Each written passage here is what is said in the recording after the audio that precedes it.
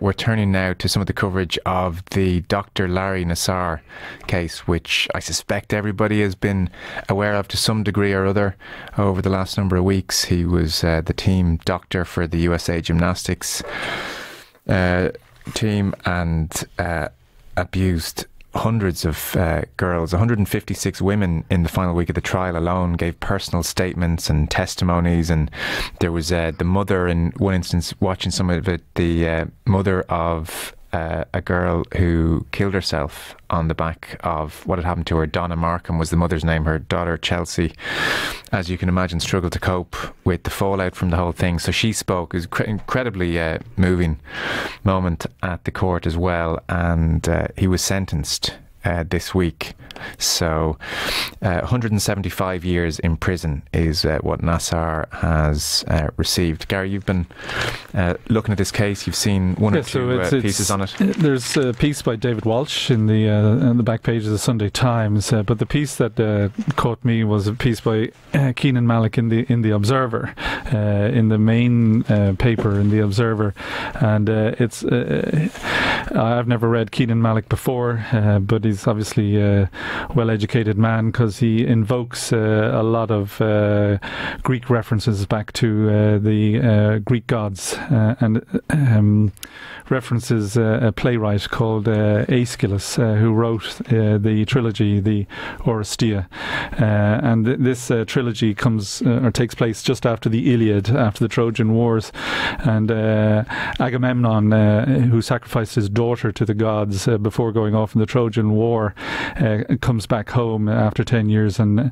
needless to say, his wife is a little bit peeved with him for having carried that out. So Clytemnestra, his wife, kills him, and then their son Orestes has to kill her to avenge for his father being killed, and then by killing and shedding kindred blood, Orestes makes him a subject of the Furies, who are the demigods of vengeance. So he escapes and goes to Athens, where he stands trial by Athena, and is essentially then led off by Athena. And it brings to mind the sentencing here, and a lot of the stuff after the sentencing has been about the judge, Rosemary Aquilina, who heard this case, and she had a soft hand on the tiller throughout the whole trial, encouraging women to come forward through the trial. I think 80 were supposed to testify, and in the end over 140 gave testimony on the dock, and it was down partly to her that she had that aura in court that they could approach her, but she's an elected official, and I was uncomfortable with it at the time when I saw her dealing with him from her seat as a judge, and talking to him directly, and getting personally involved in sentencing him. And that she said that in her summing up, our constitution does not allow for cruel and unusual punishment. If it did, I would allow many people to do to you what you did to others. You know, it's this eye for an eye, and I was a little bit uncomfortable with that, and I don't mean to say that in any way this takes from his crimes. They were despicable, disgusting. He was an osteopath that went through University of Michigan State University, who then used to do disgusting things to these young vulnerable girls, and he deserves the 150 odd years that he's been sentenced to. But I just heard her give down the sentence, and I said, if that was Ireland now, there'd be an appeal against that. That's for sure. But the Greek way of dealing with things, it's funny, because I was thinking of it during the week when the sentence was handed down. The Greeks, they had a way of dealing with people like this, and it reminded me of the story of Dionysus, who is the Greek god that gave us wine and alcohol, allegedly, and he was the twice-born son of Zeus. Zeus wandered offside from his wife Hera and fathered a child out of wedlock, and his wife was extremely annoyed with him, but she can't extract revenge on the child because the child is a god. But when Dionysus had a son by Aphrodite called Priapus, Hera took out her revenge on the child. Priapus, for those that don't know, is the god of the male genitalia, and he lent his name to a condition called priapism, which is the state of let us put it this way: he was always ready for action, but could never deliver, and that's the curse that the Hera had bestowed upon him. So the Greeks have it right. The Greeks know how to punish people for the crimes that they've committed. But I think that her, Judge Rosemary Aquilina, in this case, she's not a Greek god. Reading about her this morning, she writes books. She had her own chat show and hosted a radio show, and I just think she was playing up to the audience, and I thought it actually took away from the crimes the way that she spoke afterwards, and I was a little bit uncomfortable with it. But an excellent piece by Keenan Malik. It's a very brave piece to read to write, because it could easily be twisted. Oh yeah.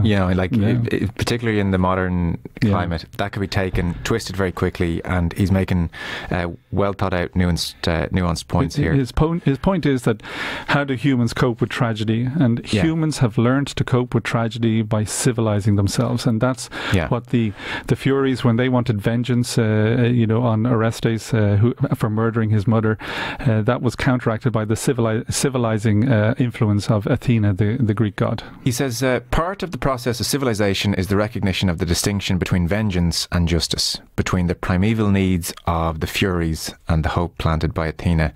And so he says, one need feel no tinge of sympathy for Nassar, or be blind to the torment of his victims, to worry that Aquilina, that's the judge, crossed a line. The desire for retribution is natural. Were I a father to one of the abused girls, I may well have wanted vengeance, but a judge cannot be swayed by the same emotions. Vengeance as an ethical principle emerges from primitive attempts to impose order in a world in which it is constantly breaking down and can be maintained only through fear and retribution.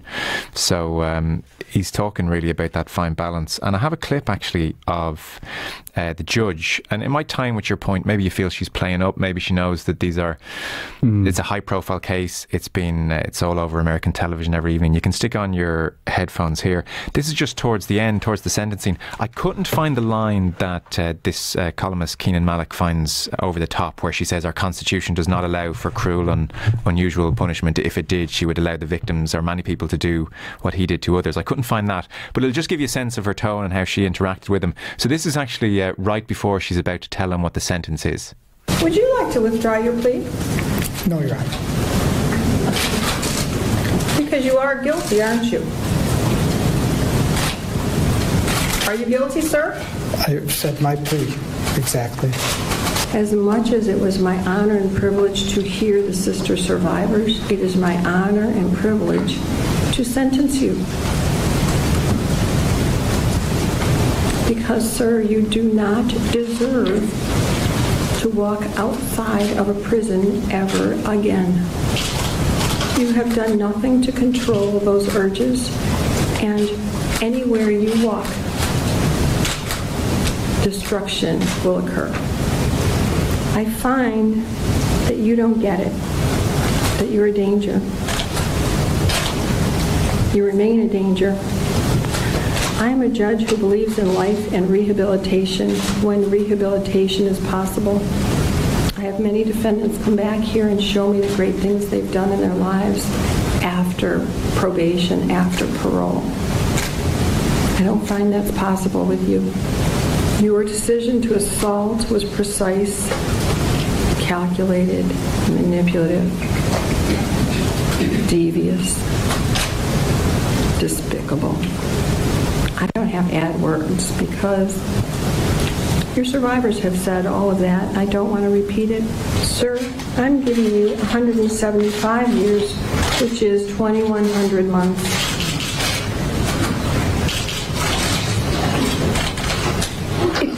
I've just signed your death warrant. I need everyone to be quiet.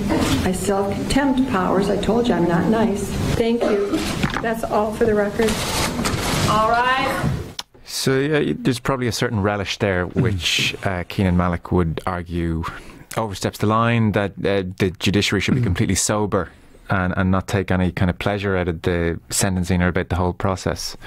I mean, I think different judicial system. Yeah, I know, Gary. I'm a father of 3 daughters, and I can tell you, the word monster comes to mind when I read what that man has done, and I probably wouldn't be civilised. I probably would want to do something pretty serious to him physically, and I would not hold myself back, and I would not answer to anybody for doing what I would have to do.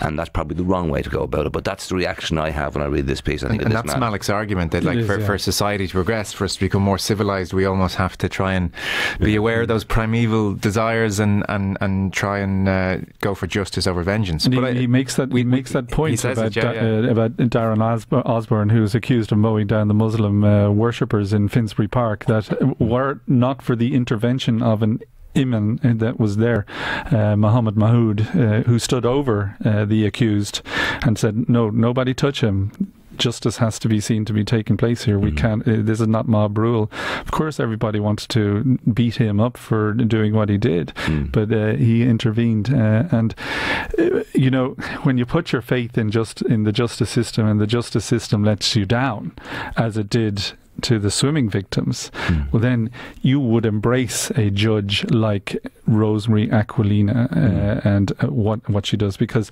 that's exactly what you would want to hear in court. You would want her to stick it to him. You would want him to hear once again, right up to he's taken down from the dock, how despicable a man he is, and that he will definitely die in prison. That's what you want. But I'm not saying it's wrong. It just didn't sit comfortably with me. You know, it's just strange. And because she's an elective position, I thought she was trying to, play to the audience. That's all. There was a bit of that. It's one point. It's worth reading that full. I should just tell you, it's worth reading. People reading that piece. It's a different point of view, and like there's loads of great coverage of the case, and the specifics of it are as dreadful as you might even fear. Keenan Malik. It's on page 17 of the Observer. I'm sure you'll get it online on the Guardian website. Sorry, Philip. No, the only point I was going to make was I read David Walsh's piece, and he makes a point, and again, it's something that just jumps out at you, that his conduct was first reported in 1997. You know, and he still carried on holding a position of power and authority. And you kind of wonder, the people back then, did somebody not see something that maybe should have alerted them? And had I been around, that's it. You know, there's actually a quote here from a parent: "How did I miss the red flags? You know, I wanted my daughter to achieve her dreams." Like, you'd like to think that these people, they obviously operate in full view, but they seem to be hidden. And that's what I can't get over. But he was reported in 1997, and people didn't pick up on that. Yeah. And that to me jumps out, that this could all have been sorted out, and there could have been a lot less pain for more people than he inflicted subsequently to 1997. The phrase "team coordinators turned a blind eye" was mentioned, and you may have seen the Michigan State President, Luana Simon, resigned. The athletic director has resigned.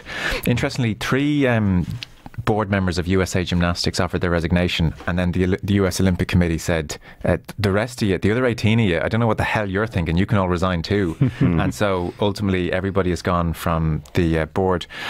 I mean, like I read one of the incredible person, you'd have to presume, Rachel Den Hollander, who was the first to formally make the complaint in 2016, was accused by some of looking for a payday. So, like, you see blind eye, you see victims not being believed, or their complaints not being embraced the way they should.